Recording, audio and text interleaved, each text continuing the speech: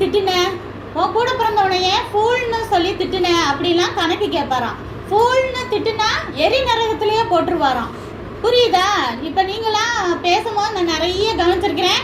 என்ன மாதிரி வார்த்தையா யூஸ் பண்ணுறீங்க? சாவுடா, என்னது இப்படி போயிடுவடா, கீழே விழுந்துருவடா, இதாயிருவடா.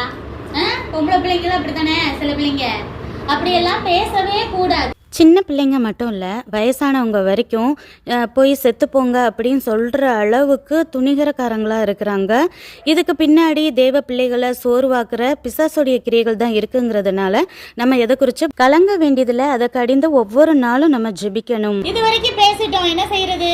அப்போ நீங்கள் ப்ரேயர் பண்ணும்போது, ஏசப்பா என் தம்பியை நான் அப்படி திட்டேன், இந்த வார்த்தையால திட்டினேன் சொல்லணும். எல்லாத்தையும் மறைக்க கூடாது. பாவங்களை மறைக்கிறவன் வாழ்வடைய மாட்டான், அவைகளை அறிக்கை செய்து விட்டு விடுகிறவனும் இரக்கம் பெறுவான்னு வசனம் சொல்லுது. மறைச்சு வைக்க கூடாது, யார்ட்டையும் சொல்லக்கூடாது. ஜெபம் பண்ணும் போதும் மனுஷங்கிட்ட வேணா இப்ப நான் என்ன செய்யறேன்னு தெரியாம இருக்கலாம், வீட்டுக்குள்ள என்ன செய்யறேன்னு. ஆனா தேவன்கிட்ட மறைக்க முடியுமா? மறைக்கவே முடியாது. எல்லாமே அவர் பார்த்துக்கிட்டு தான் இருக்காரு.